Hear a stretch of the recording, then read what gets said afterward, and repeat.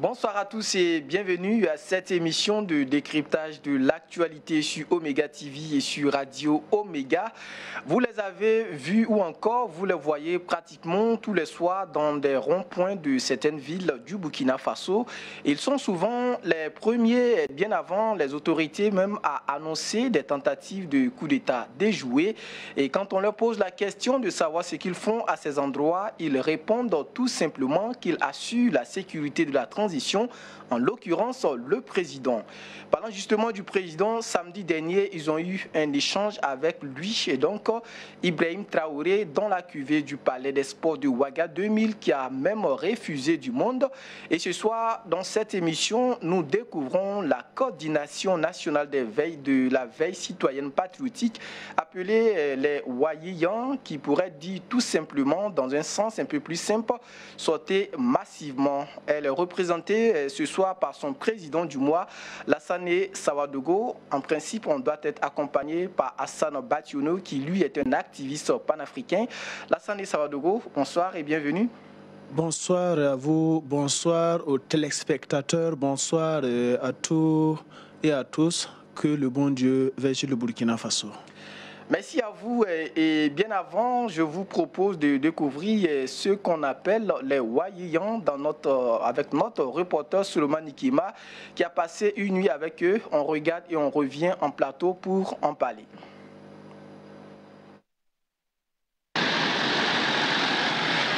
Il est un peu plus de 21h lorsque les anges gardiens de la transition s'activent pour passer la nuit au carrefour du CNLS-IST. Depuis plusieurs mois, ils se retrouvent ici chaque nuit pour, disent-ils, veiller sur la transition. Pour se maintenir éveillés, du café, servi toutes les 10 minutes. Parmi les veilleurs, Lassane Sawadogo, coordinateur du Front de défense pour la patrie, qui revient de sa formation de VDP, volontaire pour la défense de la patrie. Tout le monde est devenu la veille citoyenne. Chacun veille dans sa localité. Chacun veille. Par exemple, aujourd'hui, on ne peut même pas compter le nombre des ronds-points. Et aujourd'hui, regardez, nous sommes combien déjà à ce rond-point? Si on veut quand même donner chacun quelque chose, vous voyez que ça ne sera pas facile. Et ce n'est pas le seul rond-point. C'est pour dire que, pour être franc avec vous, il y a des gens qu'on ne connaît pas qui nous aident. Je vais dire comment. Aujourd'hui, si quelqu'un de passage, vous que nous sommes là, on prépare du thé. La personne préfère nous donner par exemple un 5 000 ou un 10 000. De vous à moi, on prend ou bien on refuse. À quelques centaines de mètres de là, le rond-point des Nations Unies, en plein cœur de Ouaga. C'est là où tout a commencé. 23h30 ici. Des véhicules et des motos bloquent déjà la voie menant à la présidence. Plus de 70 personnes ce soir, dont des mères et des pères de famille. Ni le froid, ni les moustiques peu accueillants en ces lieux ne les empêchent de tenir le cap. Le thé les accompagne durant la nuit. Mahamadi Zoungrana, président du collectif des leaders panafricains, est la première autorité de ce rond-point. À la question de savoir si cet engagement est rémunéré, comme certains l'affirment, l'homme est formel. Ce que nous on perçoit, c'est le patriotisme. Ce que nous on perçoit, c'est retrouver le Burkina Faso dans la paix, la sécurité et la cohésion sociale. Pouvoir quitter Ouagadougou, rallier Dori, partir à Seba, aller à Gorom Gorom. Tous ceux qui disent que nous on perçoit des COPEC, de quoi, ils n'ont pas encore compris que la veille citoyenne est là pour amener le Burkina Faso dans les droits chemins, pour lutter contre toute forme de manipulation venant de l'impérialisme. Direction maintenant Tampoui, au nord de la capitale. Ici, une vingtaine de personnes a élu domicile sur le rond-point de la cité Azimo. Sur des nattes ou autour d'un feu, les discussions s'activent. Ici, c'est la sortie des étalons de la canne qui fait débat. Il est environ 3 h du matin. Certains recroquevillés sous les draps ont cédé au sommeil. Mais Amadou Sawadogo, membre du mouvement africain révolutionnaire, maintient la garde loin de ses 3 enfants et de sa femme. Pour lui, c'est un devoir de veiller pour sécuriser le pays. Nous, on le fait par l'amour de notre pays. Parce que Moi, personnellement, je veux parler de moi-même. Parce que moi, personnellement, moi, je viens ici, je veille. Ce que je dépense ici, là, je ne l'ai jamais eu. Et je n'ai pas fait les accords avec quelqu'un ici. Je sais que ceux qui sont ici, là aussi, sont pareils. Le thé, parfois, ou la nourriture que nous mangeons ici, c'est nous-mêmes qui dépensons. Et nous sommes fiers. 5 heures du matin, c'est le réveil pour certains afin de faire la prière de l'aube, la plupart étant de confession musulmane. Après la prière, chacun rejoindra sa famille et ses affaires en attendant de se retrouver la nuit suivante. Et retour en plateau pour parler de ce groupe. Voilà. Lassane Sawadoro, quand on a suivi ce reportage de notre reporter Solomon Nikima, la question qu'on pourrait se poser déjà, Wayiyan, pour ceux qui nous suivent peut-être à l'extérieur du Burkina Faso, quel sens on doit comprendre quand on dit les Wayiyan? Je vous remercie une fois de plus encore pour la question. Quand on dit Wayiyan aujourd'hui, pour moi, c'est une fierté. Parce qu'au début, le nom Wayiyan était donné pour nous dénigrer, pour nous insulter des personnes qui n'ont pas d'avenir ou d'ambition ou de vision. Mais à l'heure actuelle où je vous parle, Wayiyan est devenu un nom célébré par tous ceux qui aiment la transition et qui accompagnent ce pouvoir pour sa liberté totale. Wayiyan, dans sa définition, comme on dit, c'est comme vous l'avez écrit en bas, c'est sortir massivement. Et sortir massivement, cela veut dire sortir pour protéger, sortir pour veiller à ce que rien n'arrive à cette transition et aux autorités actuelles. Parce que le président Ibrahim Traoré est un jeune qui s'est engagé, il a vendu sa vie contre toute personne ou contre toutes les institutions ou bien tous les collaborateurs qui sont contre la révolution, il a vendu sa vie. Donc nous, en tant que citoyens, nous avons compris cela et nous avons demandé d'être à la veille pour ne pas que une quelconque système de déstabilisation puisse pénétrer sans que nous sachions. Voilà pourquoi nous, à chaque fois, on appelle Wayiyan, sortez massivement pour qu'on puisse défendre la nation. Avant, on demandait à des personnes de contribuer pour le développement du Burkina Faso dans le social, dans les différents quartiers, travailler à rendre nos quartiers propres ou autre chose. Mais aujourd'hui, vous allez voir que les Wayiyan, dans chaque localité, dans les arrondissements, vous allez voir que ces mêmes Wayiyan n'ont pas besoin d'un rond de quelqu'un, mais eux-mêmes ont compris que la nation les appartient. Ils construisent même des ronds-points pour éviter les accidents, de toute forme d'accident. Vous allez voir que tous les axes du Burkina, c'est-à-dire de la ville, la plupart des arrondissements, les Wayiyan ont construit des ronds-points que si vous partez, vous allez voir vous-même. Alors, mais justement, pourquoi vous décidez peut-être de vous installer? Je ne sais pas si c'est uniquement, mais pourquoi vous décidez d'être au niveau des ronds-points? Est-ce qu'au-delà des ronds-points, il y a d'autres endroits où vous vous installez pour justement assurer cette veille citoyenne-là? Au début, l'idée d'installer sur les ronds-points, c'était quoi?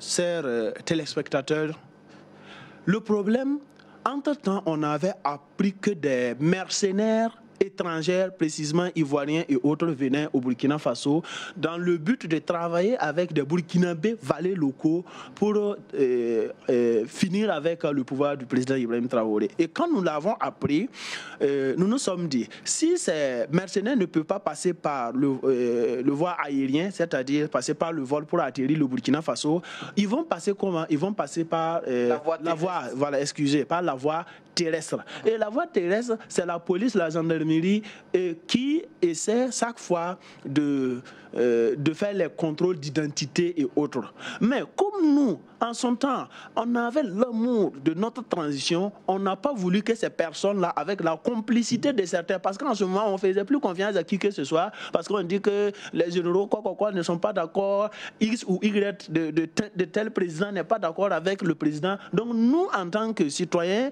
nous avons dit, il faut qu'on laisse ces personnes-là là où ils sont. Nous-mêmes, nous allons veiller à notre manière pour qu'un étranger, soit de peau blanc ou d'ethnies différentes qui ne sont pas des Burkinabés, s'ils vont passer par une voie quelconque pour atteindre la capitale pour qu'on puisse détecter ces personnes-là. Voilà pourquoi nous avons essayé de veiller sur les ronds-points, les différents axes, puisque les ronds-points, ce sont des voies qui se croisent. Quelles qu'en soient les heures, que ces personnes-là vont traverser, que ce soit par véhicule, moto ou quoi, on va les voir et on va en ce moment demander, vous venez d'où, mais où est-ce que vous allez, mais pourquoi? C'était au moment où on parlait des mercenaires.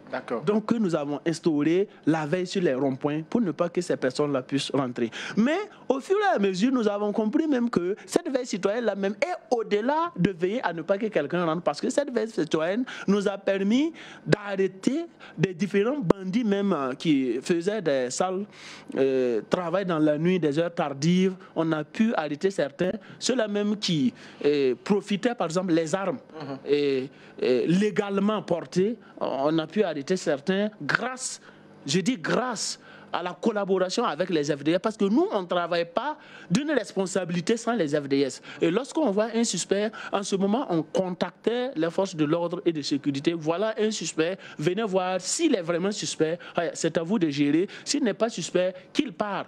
Parce que l'objectif était de ne pas laisser quiconque que ce soit pour saboter ce que le président Ibrahim Traoré est en train de mettre en place, qui est la liberté totale du Burkina Faso. Voilà comment la veille citoyenne sur les ronds-points ont été installés aussi par la décision de son Excellence et le président du gouvernement, c'est-à-dire son Excellence, le Premier ministre, le chef du gouvernement, je veux dire, voilà, chef du gouvernement Apollinaire Kelem de Tambela, où il y avait un décret qui était sorti pour les coverts, le comité de veille, voilà. Donc, et quand nous avons appris ça, on s'est référé au CDR. Mais nous avons dit, bon, c'est vrai qu'il y a eu des failles, mais comme l'autorité actuelle même parle de la veille, les coverts, pourquoi ne pas accentuer sur la veille citoyenne en attendant que ce décret-là puisse être officiel et puis voilà, la mise en place de ces couverts-là. Donc c'est aller comme ça. D'accord. Donc aujourd'hui, vous allez voir que dans les quartiers, dans certains endroits où il y a des actes seulement, les gens veillent. Ils n'ont pas besoin de rond-point. Beaucoup de personnes veillent dans leur quartier pour ne pas que les bandits ou autre chose puissent arriver et être au top quand il y a appel pour ne pas que quelqu'un soit dans la chambre. On est tous dehors pour dire nous ne sommes pas d'accord. D'accord. Alors tout à l'heure dans votre explication, vous avez dit que vous veillez à ce que les personnes qui utiliseraient par exemple la voie terrestre pour peut-être rentrer au Burkina Faso, que vous allez vous interpeller les forces de défense et de sécurité à ce qu'on puisse savoir véritablement l'identité de la personne et que si elle est burkinabé ou pas. Est-ce à dire que s'il y a une personne qui est de nationalité étrangère, elle ne peut pas être parmi vous? Je n'ai pas dit ça. Puisque le problème... Je n'ai pas dit que vous avez dit. Okay. Je demande, est-ce que c'est ce que cela veut dire? Toute personne qui voudrait être avec nous sur la veille citoyenne, cette personne est d'accord avec l'idée du président Ibrahim Traoré, du camarade président Ibrahim Traoré. Donc cette personne, qu'il est étranger ou nationaliste, chez nous, ce n'est pas un problème. Voilà, donc il vient, on est ensemble. Mais n'oubliez pas que la plupart de nos frères, de nos confrères pays voisins, Mali, Niger ou la Côte d'Ivoire, ceux qui sont là, qui nous accompagnent, sont des personnes révolutionnaires. Ils ont eu l'idée de révolte, c'est-à-dire d'accompagner l'idée du président Ibrahim Traoré, et nous sommes ensemble. Mais je parle au moment où on parlait des velléités de déstabilisation, qu'il y avait des mercenaires qui venaient. C'était en ce moment qu'on avait instauré de fouiller. Et entre-temps, les journalistes, même en son temps, nous posaient des questions. Est-ce que c'est permis de fouiller des gens? Au moment où c'était chaud, on ne cherchait même pas à savoir est-ce qu'on a donné l'ordre ou pas. L'objectif principal était de ne pas laisser quiconque atteindre au pouvoir. Mais ce temps est passé. Actuellement, nous veillons, par exemple, à l'heure tardive, par exemple, 1h du matin, 3h du matin, si on voit quelqu'un avec un véhicule remportant du matériel où on sent que à l'heure actuelle, là, ce matériel ne devrait pas traverser, on essaie d'approcher la personne, demander « Ah, vous avez quitté où avec ça? Où est-ce que vous allez ?» C'est simplement cette question. Si on trouve que non, la personne est logique, on le laisse passer, puisque ce n'est pas notre devoir de faire des fouilles ou de faire quoi. Justement, mais est-ce que vous avez aujourd'hui, on va dire, on vous a donné le pouvoir, par exemple, d'arrêter quelqu'un tard dans la nuit et de procéder peut-être aux fouilles en lui demandant qu'est-ce que vous portez par devers vous, ou est-ce que vous partez afin maintenant peut-être d'interpeller les forces de défense et de sécurité avec qui vous êtes en collaboration? Non, nous, notre cas n'est pas de fouiller. Et si nous voyons un suspect, on essaie d'approcher. Quand on dit d'approcher, c'est la personne, c'est de chercher à comprendre, puisque nous sommes là pour la veille citoyenne. Et quand on dit que quelqu'un est là pour veiller, c'est pour ne pas laisser du n'importe quoi faire. Maintenant, si on voit que la personne a emporté, ou bien, en tout cas, il a des choses qui semblent être pas logiques, on approche la personne. Où est-ce que vous allez? Mais comment vous savez que la personne a pas devant elle certaines choses qui sont dites suspectes? Bien sûr, c'est comme je vous dis. Par exemple, aujourd'hui, le Burkina Faso actuellement, par exemple, prenons dans le domaine de construction, les fers, tout ce qui est du ciment, logiquement, c'est dans la journée ou bien, par exemple, dans la soirée. Mais si c'est à 4h du matin ou bien à 5h du matin, on te voit avec une moto avec 3 sacs de ciment sur la moto. Mais tu pars où à l'heure là avec des sacs de ciment? Qui vend du ciment la nuit? Et pourquoi? Tu étais où à l'heure là pour partir à cette heure là avec des sacs de ciment? Donc on approche la personne, on demande, mais mon frère, qu'est-ce que fait-il? Il y a quel problème?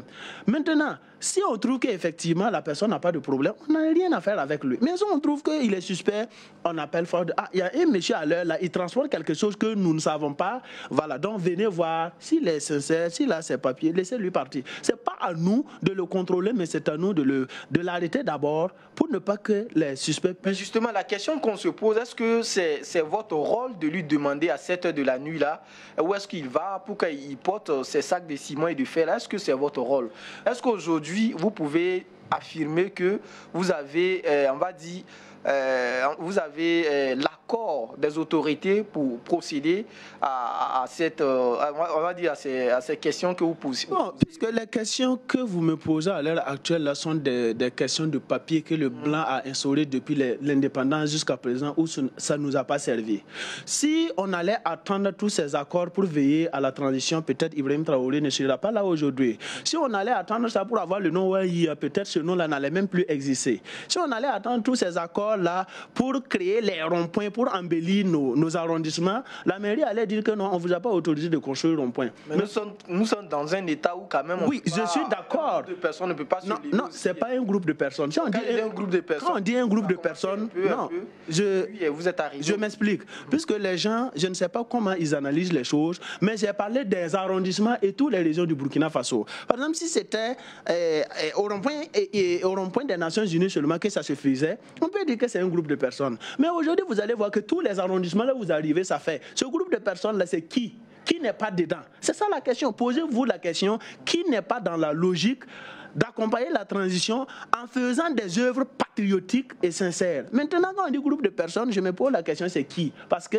quand on dit que son excellence virait au niveau de Palais des Sports, je n'ai pas vu un Burkinabé qui dit que lui n'est pas Burkinabé, mais il ne va pas venir, sauf celui-là qui déteste le président. Ça a été rempli, même jusqu'au dehors, là, c'était bourré. Qui sont ces personnes-là? Est-ce que c'est un groupe de personnes?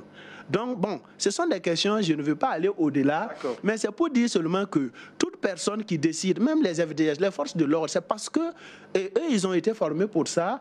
On les a donné une certaine autorité de faire certaines choses qu'ils le font. Mais qu'est-ce qui empêche quelqu'un qui... Les gardiens, je prends un exemple. Rapidement. Ouais, tu prends un gardien, il est chez toi. Il n'a pas été envoyé par l'autorité ou quoi que ce soit. Mais toi, individuellement, tu as pris ton gardien pour surveiller. Mais si quelqu'un venait pour franchir, rentrer dans la cour, est-ce qu'il a le droit de l'arrêter ou pas? Il peut l'arrêter, demander où est-ce que tu vas, pourquoi à cette heure-là tu veux... Donc c'est logique, nous sommes des gardiens de la ville. C'est nous qui sommes proposés gardiens. On ne nous paye pas, on ne nous demande pas, mais nous sommes proposés gardiens pour garder. Donc c'est notre devoir d'être gardiens pour la nation. Donc, pour dire clair, les Waï, nous sommes des gardiens de la veille citoyenne. On le disait, reportage, vous êtes les anges gardiens de la transition. Ah, vous avez bien compris. Donc, un gardien n'a plus besoin d'autorisation pour garder. Ou bien. D'accord. On a été rejoint à l'instant sur le plateau par Hassan Bationo, qui, je rappelle, est un activiste panafricain. Hassan Bationo, bonsoir et bienvenue. Bonsoir, monsieur Bayala, bonsoir à mon très cher frère. Et désolé pour le petit retard. De s'expliquer, c'est essayer d'avoir raison alors que nous n'avons pas raison. On s'excuse devant les téléspectateurs et l'ensemble du peuple, de tous ceux qui nous suivent. D'accord. En tout cas, merci d'être là avec nous. Et le samedi dernier, vous étiez donc au grand meeting que vous avez organisé au Palais des Sports de Ouaga 2000. On va suivre le compte-rendu de ce meeting-là et on revient en plateau pour en parler. C'est une matinée chargée d'espoir et de dialogue ce samedi à Ouagadougou où le capitaine Ibrahim Traoré a orchestré un échange fructueux avec les représentants des organisations de la société civile venues des 13 régions du Burkina. Dans cette rencontre, les acteurs de la veille citoyenne ont salué le leadership du président de la transition dans les efforts de reconquête du territoire national. Depuis la tribune, ils ont détaillé les actions déjà entreprises, mettant en lumière la réorganisation de l'armée, l'équipement des forces combattantes et les succès sur le terrain ayant permis le retour des personnes déplacées internes dans leur localité. Les représentants des organisations de la société civile ont également tissé un récit qui évoque des préoccupations de leurs régions respectives. Le plaidoyer a résonné comme une symphonie de voix locales et qui réclame la création d'entreprises régionales, des aménagements hydro-agricoles, la construction d'infrastructures routières et un soutien indéfectible de la transition pour stimuler l'entrepreneuriat des jeunes. Excellence, Monsieur le Président, en sillonnant le Burkina, combien de fois n'avez-vous pas aperçu ces hommes et femmes arborant fièrement nos couleurs nationales et celles de pays partenaires et frères, dressés nuit et jour par la défense de notre patrie? Ceux qu'on appelle les Wayians sont des cerveaux bien remplis et des bras prêts à servir leur pays. Vous l'aviez dit, Monsieur le Président, que pour bâtir le Burkina nouveau dont nous rêvons tous, il faut une bonne dose de folie. Et cette jeunesse est une fraction de cette folie, Monsieur le Président. Face à cette assemblée engagée, le chef de l'État a pris la parole avec fermeté. Ibrahim Traoré réitère son engagement ainsi que celui du gouvernement envers les objectifs de la transition. Et il souligne la détermination à lutter contre l'impérialisme, identifié comme la racine des maux actuels dans la région. Nous avons compris que le combat qui est engagé contre l'impérialisme sera dur, très dur. Mais seuls les durs vont passer et les Burkinabés sont des durs. Et nous allons passer. C'est pour vous dire que l'impérialisme a tout son temps. Lorsqu'il veut déstabiliser, il regarde dans l'immédiat.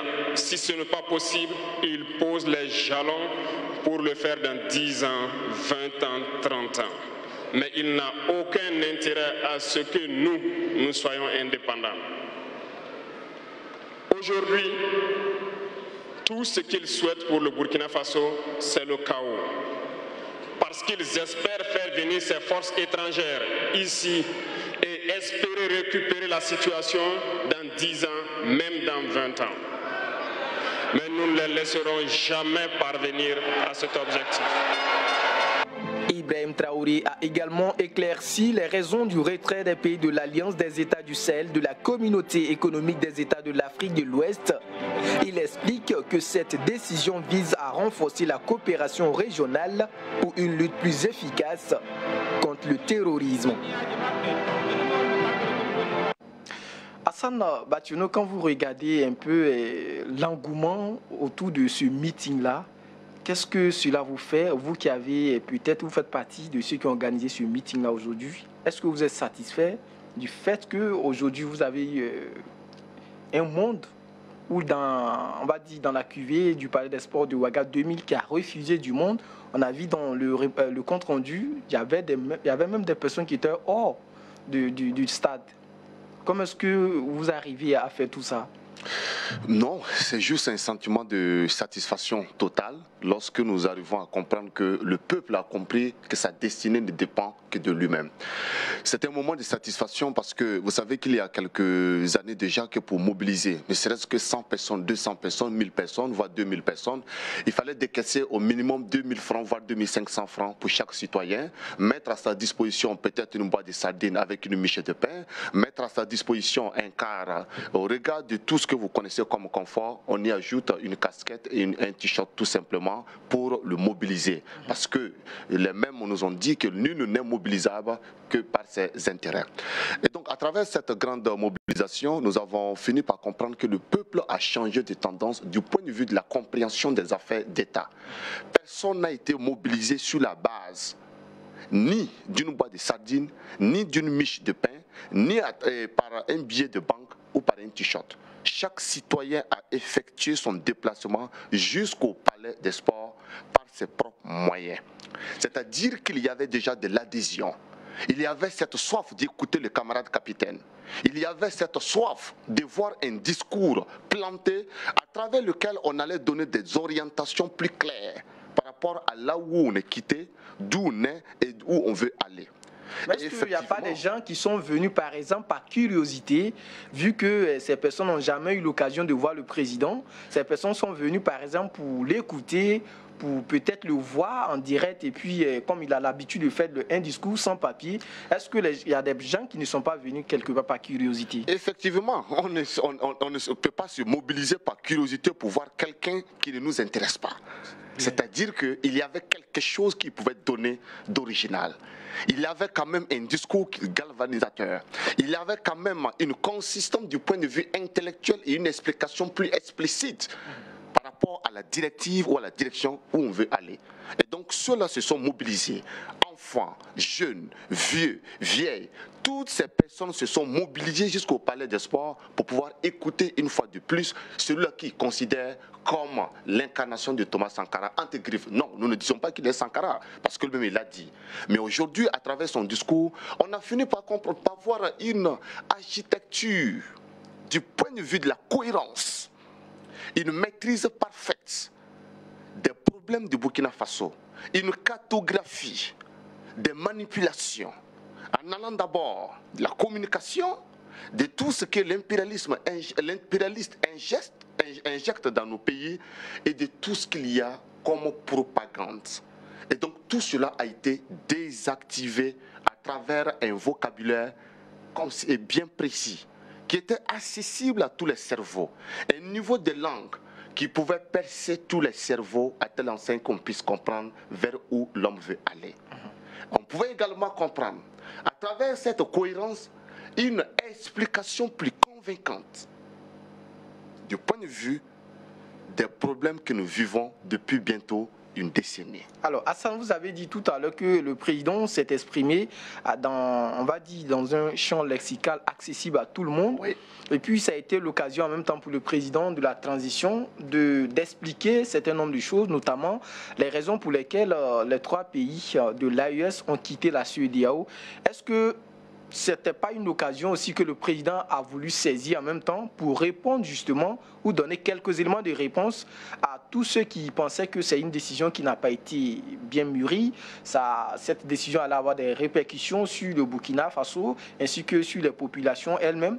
Est-ce que c'est pas aussi l'occasion pour le président d'expliquer tout ça selon vous? Bien sûr, parce qu'il faut expliquer au peuple pourquoi une telle décision. Parce que vous n'êtes pas sans savoir que il n'y a pas eu peut-être 2 personnes, 3 personnes, il y a eu plusieurs millions de Burkinabés qui ont douté de la pertinence de ce choix en se retirant de la CEDEAO. Oui, même ceux qu'on appelle aujourd'hui soutien, même si nous savons que le peuple soutient la dynamique actuelle, certains ont dit, mais est-ce que ce n'est pas une première erreur? Non. Ce discours permettait de lever le voile, tout ce qu'il avait comme cône d'ombre, et dire aux uns et aux autres que nous pouvons. Nous pouvons du point de vue historique, parce que la CEDEAO a été créée le 28 mai 1975. Et lors de la signature de ce traité, les peuples africains coopéraient entre eux. Il y avait une circulation, il y avait échange de produits de toute nature dans la sous-région, il y avait commercialisation et vice-versa. Et donc, jusqu'en 1990 également, parce qu'il faut souligner, puisque l'une des équations, l'un des problèmes qui pose et qui est effectivement convoqué par certaines bouches, est que est-ce qu'on ne va plus réimposer la carte de séjour dans certains pays comme la Côte d'Ivoire? Mais les mêmes là, ils ont emprunté une courte échelle pour essayer d'expliquer cette incohérence du point de vue argumentaire. Pourquoi je dis cela? Parce qu'il y avait la même CEDEAO qui existait jusqu'en 1990. Il y avait cette même charte et ce même traité de Lagos qui a donné naissance à la CEDEAO qui existait jusqu'aux années 1990 lorsque Alassane Dramane Ouattara a décidé avec son père Félix Houphouët-Boigny d'instaurer la carte de séjour en Côte d'Ivoire. Nos pères, nos parents ont été traqués comme il se doit jusqu'à ce que Laurent Gbagbo parvienne au pouvoir et procéder à la suppression de la carte de séjour. Mais il y avait cette même CEDEAO. Mais cette indiscipline diplomatique n'a pas été du tout corrigée par les mêmes de la CEDEAO. Donc nous disons tout simplement, nous ne pouvons pas avoir peur de quitter la CEDEAO parce que l'AES, c'est plus de 50% du point de vue de la superficie des États de la CEDEAO. L'AES, c'est également, le Mali est deuxième exploitateur d'or dans toute l'Afrique qui compose aujourd'hui 54 États. Le Burkina Faso est troisième et bien avant la crise, le Burkina Faso était le premier pays qui exportait du coton un peu partout en Afrique et dans le monde entier. Mais Hassan, la question qu'on se pose aussi, c'est que ça arrive à un moment, par exemple, de transition où, par exemple, la Côte d'Ivoire et le Burkina, pour le moment, ne sont pas, semblent ne pas être sur la même longueur d'onde. Est-ce que ce n'est pas aussi ce qui donne l'impression qu'il y a un bras d'effet entre le Burkina Faso et puis la Côte d'Ivoire sur cette question de quitter carrément la CEDEAO? Non, il n'y a pas de souci entre le Burkina Faso et la Côte d'Ivoire parce que le problème, c'est Alassane Dramane Ouattara qui est le représentant légal de l'impérialisme dans la sous-région. Pourquoi vous dites qu'il est le représentant légal de l'impérialisme dans la sous-région? Il est le représentant légal parce que toutes les décisions prises par Alassane Ouattara ont été dictées par Emmanuel Macron depuis les Champs-Élysées. Je ne le dis pas. La conférence de presse... Est-ce que cette affirmation n'est pas un peu trop osée quand Non, elle n'est pas osée parce que à la veille des différentes sanctions prises contre le Mali, Macron l'a dit lors d'une conférence de presse. La vidéo est encore accessible sur YouTube et vous partez sur le site de la présidente française. Elle est encore accessible. J'ai instruit, j'ai donné instruction au président de la CEDEAO pendant ce temps, Alassane Dramane Ouattara. Où était-il? Alassane Dramane Ouattara faisait le tour de l'ensemble de ces pays et plus précisément de la France pour convaincre ceux-ci. Et le 14, au lendemain du lancement de la 34e édition de la Coupe d'Afrique des Nations, Alassane Ouattara a pris son vol direction les Champs-Élysées pour discuter des nouvelles initiatives ou de la nouvelle trajectoire des pays de l'AES. Et effectivement, le renseignement français était au courant que les États de l'AES se préparaient à quitter la CEDEAO. Et effectivement, il y a eu discussion. 2 semaines ou une semaine avant le retrait effectif ou officiel des États de l'AES de la CEDEAO, l'ancien patron du renseignement français, à la personne de Bernard Hémien, était au Sénégal également pour discuter de tout ce qu'il y a eu comme clause. Donc on ne va pas rentrer dans les trucs parce que ce sont des dossiers que nous maîtrisons. Aujourd'hui, on a bien compris. Nous n'avons pas, le peuple burkinabé n'a pas un problème avec le peuple français. Nous avons tout simplement un problème avec le président Alassane Dramane Ouattara qui n'est pas un représentant digne de la Côte d'Ivoire parce que la Côte d'Ivoire, Hassan Bachounou, c'est peut-être on va me dire que c'est trop fort, mais nous disons qu'aujourd'hui... On va juste se contenter du fait qu'il soit le représentant, comme vous l'avez dit, légal de la population ivoirienne, mais dit qu'il n'est pas un représentant digne. Je pense que c'est un peu trop osé. Lassana Savadogo, vous avez écouté tout à l'heure les argumentaires, du moins de Bachounou sur les explications du président de la transition qui a voulu être un peu plus clair sur toutes ces questions que beaucoup se posaient.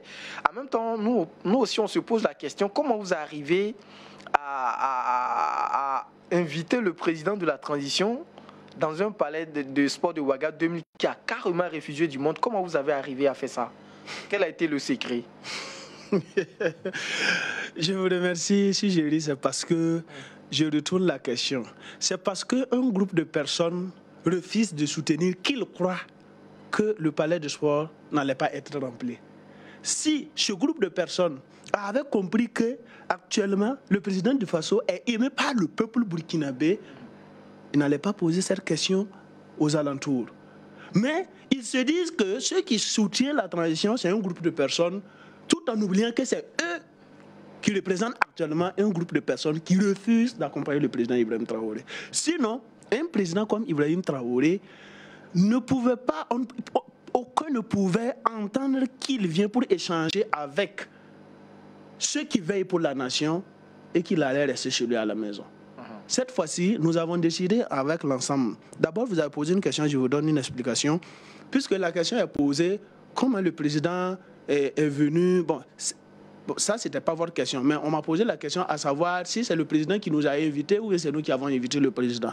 C'est pour dire, la coordination avait demandé une rencontre avec Excellence. Parce que depuis qu'il a accédé au pouvoir, nous faisons des meetings, mais on n'a jamais eu une rencontre avec Excellence. Donc nous avons demandé à travers nos correspondances, puisqu'il y a un conseiller spécial auprès de la jeunesse à la présidence, nous l'avons touché. Et aussi, ceux-là qui sont parmi nous, qui nous coordonnent avec les OSC, et ça serait mieux que nous ayons une activité où Excellence même sera là, pour qu'on puisse échanger, comprendre davantage certaines choses. Et nous allons aussi prononcer, l'encourager et dire aussi ce que nous voyons pour qu'il sache effectivement le niveau du soutien de ces personnes qu'on appelle Wanyi, pas le groupe de personnes. Effectivement, ça a été accordé et nous avons lancé à l'endroit de peuple burkinabé que Excellence allait nous rencontrer le 17. Donc toute personne qui allait venir puisse venir. Mais quand on parle inondé jusqu'au dehors, cela même nous avons refusé même quand on envoie des cars, comme le confrère disait. À Ouagadougou, il n'y a pas eu de cars comme ça pour transporter des gens. Sauf ceux-là qui avaient leur car à leur possession. Sinon, logiquement, comme on faisait avant, on a suspendu les cars.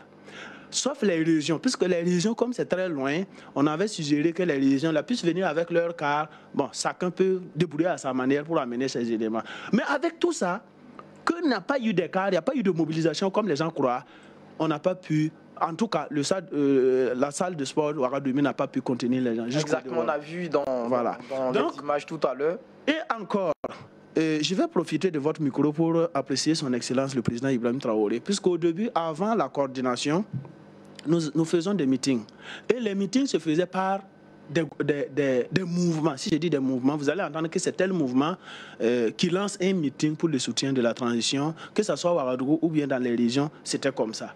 À un moment donné, ensemble, ils ont vu que ça, c'est le système, toujours le système politique qu'ils faisaient. Chaque mouvement, ça représente comme des partis politiques. Okay. Maintenant, avec l'ensemble, ils ont décidé, si effectivement la veille citoyenne regroupe tous les Burkinabés, il n'y a pas question qu'on parle encore de mouvement tel. C'est la veille citoyenne en général. Voilà pourquoi ils ont demandé, on sursoit les mouvements, si c'est pour rencontrer le président et que le président aussi décide de rencontrer ceux qui veillent pour le pays, on ne devrait pas parler de mouvement de t-shirt. Donc vous allez voir que personne n'a parlé de... Aujourd'hui, on peut dire que vous êtes une OSI au regard de votre statut, au regard du nombre de militants que vous avez aujourd'hui. Est-ce qu'on peut dire que la coordination nationale de la veille citoyenne patriotique est une organisation de la société civile? Bon, je ne pourrais pas vous répondre cela parce que ça me dépasse. Pourquoi ça vous dépasse? Non, ça me dépasse parce que quand on dit OSC, c'est parce qu'il y a des papiers, il y a un récépissé légal pour prouver que l'association existe. Et la coordination aussi a son récépissé. Donc, en ce moment, je ne sais pas comment répondre. Dès lors que nous avons le récépissé qui nous permet de regrouper toutes ces associations, bon, c'est à vous maintenant de nous donner quel nom on peut l'appeler. Je pose la question parce que jusqu'à présent, vous n'êtes pas sans savoir que depuis lors, il y a toujours la suspension des activités des partis politiques et organisations de la société civile. Mais c'est pour cela... Non, c'est pour cela... Je pose la question déjà pour savoir si vous êtes une OSC, afin de savoir si toutefois vous remplissez les conditions dans lesquelles les OSC sont suspendus. Logiquement, quand on dit la veille citoyenne, la coordination c'est la coordination qui coordonne la veille citoyenne, qui veille pour la transition. Et nous arrivons aussi à être légal, à avoir une reconnaissance qui prouve que c'est une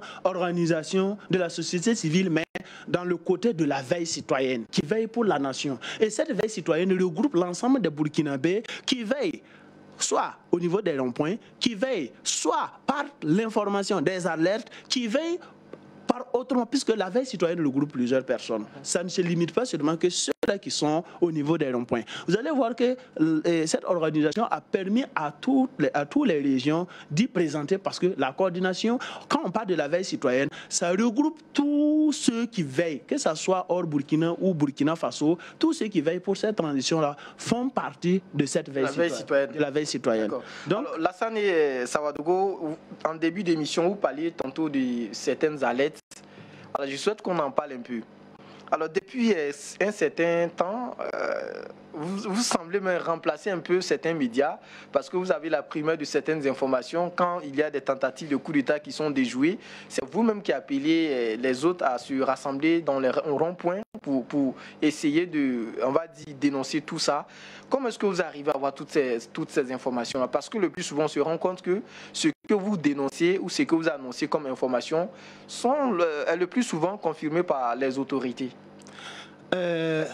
Ici, vous savez, je ne veux pas faire couler des larmes, mais je risque de le faire. On va vous demander pourquoi? De vous contenir. Non, pourquoi? Parce que on nous a dénigré jusqu'à un certain niveau où nous n'avons plus d'importance dans ce gouvernement, où on peut être proche même au service de renseignement, où il croit que l'autorité actuelle ne nous prend pas en compte comme des éléments de ce gouvernement qui travaille aussi à faire avancer la nation. Et quand on dit « vous faites comment pour avoir les informations », c'est comme si nous sommes une équipe à part qui n'a rien à voir avec l'État burkinabé. Tout en oubliant que ce sont les mêmes personnes qui travaillent dans ce gouvernement qui sont aussi les membres des Wanyiyan.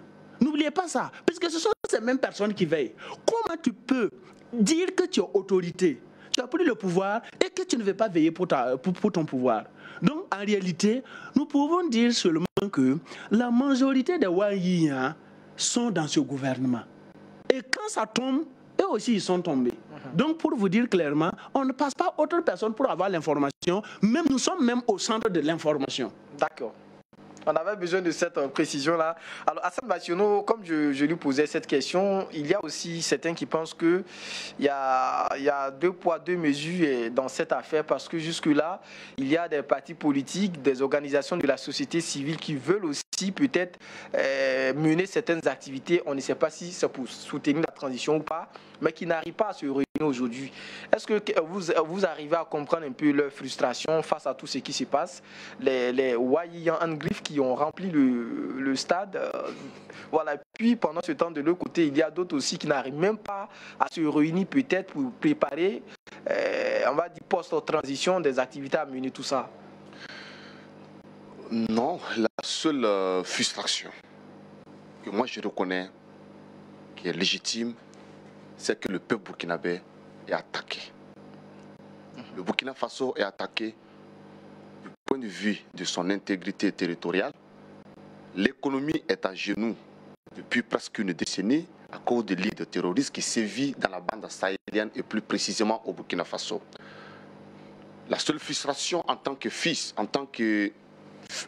fils du Burkina Faso, en tant que fils sahélien que je retiens, est que depuis une décennie, du sang coule. Les populations sont déplacées. Les parents qui n'arrivent plus à cultiver. L'indignité n'existe plus dans certaines communes.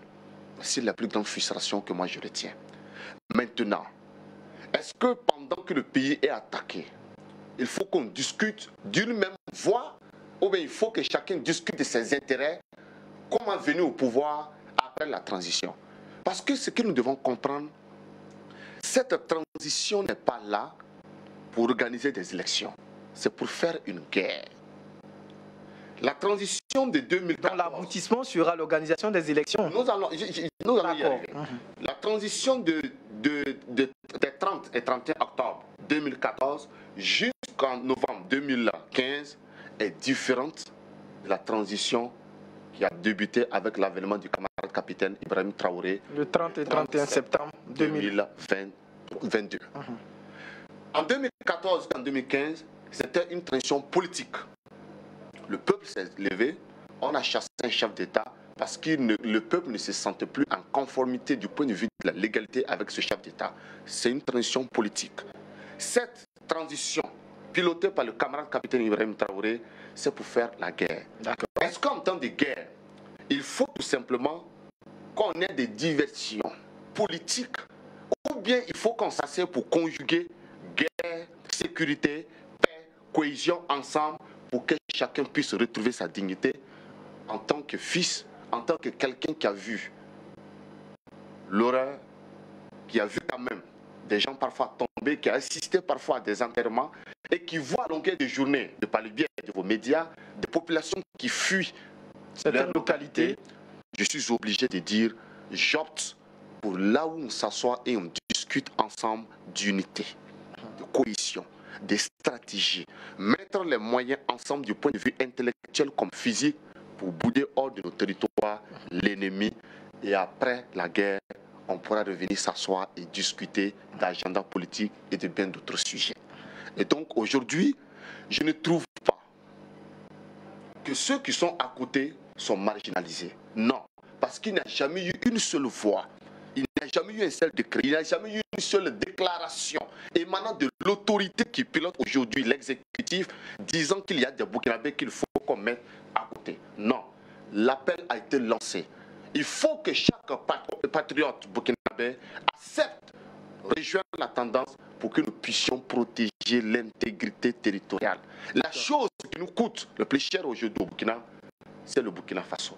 C'est de garder de façon intacte le drapeau qui nous a été légué par nos aïeux. Du sang a été versé depuis des décennies. Du sang continue de verser juste pour préserver la clarté de ce drapeau qui nous a tout donné en commençant par la vie. Je pense que nous allons pouvoir y arriver. Donc, pour moi, je ne pense pas qu'il y a des gens qu'on a marginalisés. Je pense qu'il y a des gens qui n'ont pas encore rejoint la tendance, la dynamique actuelle, même si parfois on a du peu à s'entendre. Et j'espère qu'un jour, on finira par se comprendre et on va s'asseoir comme vous et moi sur la même table et conjuguer développement, cohésion, paix et surtout prospérité. D'accord. Lassane Sawadogo, au Palais des Sports de Ouaga 2000, vous avez demandé certaines choses au président de la transition, vos attentes notamment. On vous a vu aussi tenir un discours qui a été applaudi par les Ouaïs, si on peut le dire ainsi, mais également les autorités qui vous écoutaient. Alors, qu'est-ce que vous les avez demandé concrètement pour vous qui êtes le président du mois de cette coordination-là? Beaucoup de choses que je ne pourrais pas vous citer, mais deux choses, je vais vous les dire. Nous avons demandé la révision de la charte de la transition et la prolongation de cette transition, parce que tous les Burkinabés savent qu'à l'heure où nous sommes là, on n'a pas le choix de prolonger la transition parce qu'il y a un objectif visé et tous les Burkinabés savent qu'on ne peut pas ne pas atteindre ça pour finir le terrorisme au Burkina Faso. Deuxième, nous avons demandé au chef de l'État, c'est-à-dire d'instaurer un système de société responsable. Voilà. Qu'est-ce que cela veut dire? Cela veut dire que une société responsable. Parce que avant nous avons vu des gens qui dirigent le Burkina Faso sans les Burkinabés, sans la population. C'est maintenant que nous voyons que tout Burkinabé est important et nous sommes tous dans la gouvernance. Ça peut donner son point de vue pour la bonne marche du gouvernement et pour la restauration de notre territoire prise par les ennemis. Donc c'est ça, nous voulons qu'on essaie d'explorer ça pour que chaque Burkinabé sache qu'il a un rôle à jouer. Et quand son Excellence, le président Ibrahim Traoré, après son pouvoir, tout président qui viendra saura que tous les Burkinabés, chacun a son droit dans la gouvernance. On doit considérer tout le monde. Par exemple, je le dis pourquoi? Parce que au début, je peux dire, c'est vous les médias là le problème. Le problème, c'est quoi? On nous insulte d'une manière, il y a des noms qu'on nous qualifie juste pour nous rabaisser. Est-ce que ceux que vous insultez, vous rabaissez sont les journalistes? Bon, mais c'est eux qui diffusent ces informations. Bon, bref, ils sont aujourd'hui, vous êtes journaliste. Vous êtes parmi les Ouaïens ou pas?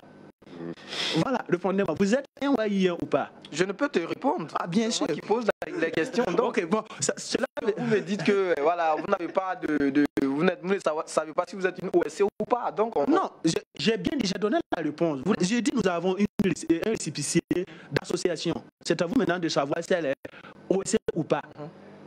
J'ai donné la réponse.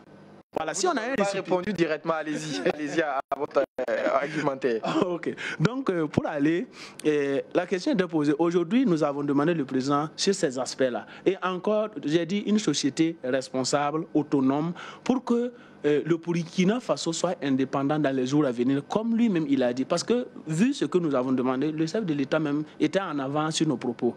Il a donné certaines informations qu'effectivement, c'est parce qu'on avait le discours, sinon bon, on n'allait pas le lire déjà. Par exemple, il a tout répondu. Ce que nous voulons, il a tout répondu. On a vu aussi que l'intégralité ou bien une partie du discours a été diffusée sur la télévision nationale. Hassan, voilà, pour terminer cette émission, la question de la prolongation de la transition. Est-ce qu'on peut dire que c'est parce que le Burkina ne fait plus partie de la CEDEAO maintenant que la question maintenant est toujours d'actualité? Lorsque Lassana a dit qu'ils ont demandé deux choses, notamment le report, du moins la prolongation de la transition, mais aussi de travail à ce qu'on puisse avoir une société responsable. Oui, en tant que... Il faut retenir déjà que moi, je suis d'obédience panafricaniste. J'ai une idéologie panafricaniste que depuis des décennies, c'est sur la base des piliers du panafricanisme que j'évolue, même dans l'analyse de tout ce que je tiens comme propos. D'accord. Aujourd'hui, et dans le panafricanisme, nous n'avons pas un problème avec le nombre de mandats. Qu'est-ce qu'on fait du mandat présidentiel? C'est tout. C'est là où nous pose le débat. Un président qui fait 2 mandats, 3 mandats, 4 mandats, 5 mandats, ça ne nous dit absolument rien. Mais lorsqu'en un mandat, il est incapable de répondre aux aspirations de son peuple, il y a un problème. Muammar Kadhafi, en tant qu'aucun panafricaniste sérieux, n'a dit que Muammar Kadhafi devait quitter le pouvoir. Mais d'aucuns disaient que c'était un dictateur. Ah non, qui disait que c'était un dictateur? C'est ceux qui se sont allaités au sein idéologique de l'Occident en conjuguant la démocratie avec des lunettes de l'Occident. C'est tout. Parce que le panafricanisme n'a jamais copié textuellement la démocratie occidentale. Puisque depuis les années 1235, nous avions notre charte ici, et c'est la toute première charte dans l'histoire de toute l'humanité à travers laquelle on a pu tirer toutes les autres constitutions de l'humanité. Et dans le panafricanisme également, la démocratie telle que conjuguée n'existe pas. La démocratie doit être contextualisée. Elle doit prendre appui sur les aspects sociologiques d'une société, les aspects ethniques d'une société, les aspects linguistiques d'une société. Et aujourd'hui, dans toutes les langues africaines, il n'existe aucune ethnie où le mot démocratie existe. Dans tous les corpus linguistiques africains, c'est-à-dire que tout simplement, la démocratie est une invention. Mais on nous parle de la démocratie depuis quelle époque? C'est après le discours de la démocratie est mauvaise en soi. La démocratie... C'est son application qui pose problème. Non, la démocratie n'est pas mauvaise. Vous savez, c'est de quelle démocratie on parle? C'est la démocratie occidentale copiée et propulsée au Burkina Faso, telle que Maurice Yameogo est venu avec la constitution burkinabé dans sa fesse. Et il est venu dire que voici notre constitution, on doit évoluer avec ça. Nous pensons que la démocratie a existé en Afrique d'abord avant que ça ne puisse contaminer l'Occident. L'Occident l'a contextualisé avec le discours de la Baule de Mitterrand en 1990 et nous pensons que l'Afrique a sa démocratie, le Burkina Faso a sa démocratie, il suffit tout simplement que nous puissions la regarder avec des lunettes africaine, burkinabé, la contextualiser et répondre favorablement aux aspirations de notre peuple. Nous pouvons y arriver, nous n'avons pas un problème avec la prolongation de la transition tant que le camarade capitaine Ibrahim Traoré tiendra le cap, va maintenir le cap, la dynamique juste pour faire sortir notre pays de la colonisation et du néocolonialisme afin que chaque Burkinabé, chaque enfant puisse regagner sa localité et boire de l'eau potable. Merci à vous, Hassan Bationo. Je rappelle que vous êtes un activiste panafricaniste, mais aussi vous êtes membre 2 heures pour Kamita, c'est bien celui-là? Absolument. Merci d'être passé sur notre plateau. Je vous en prie. On était en plateau également avec Lassana Savadogo. Il est le président du mois de la coordination nationale de veille citoyenne patriotique. Avec eux, il était essentiellement question, on va dire, du meeting qui a été tenu le samedi dernier dans la cuvée du Palais des Sports de Ouaga 2000. Merci à vous également d'être passé sur notre plateau. Merci. Et c'est tout donc pour cette émission. Merci à vous de l'avoir suivi. Sujet sur Omega Media. Loin d'être un combat, c'est toujours un débat.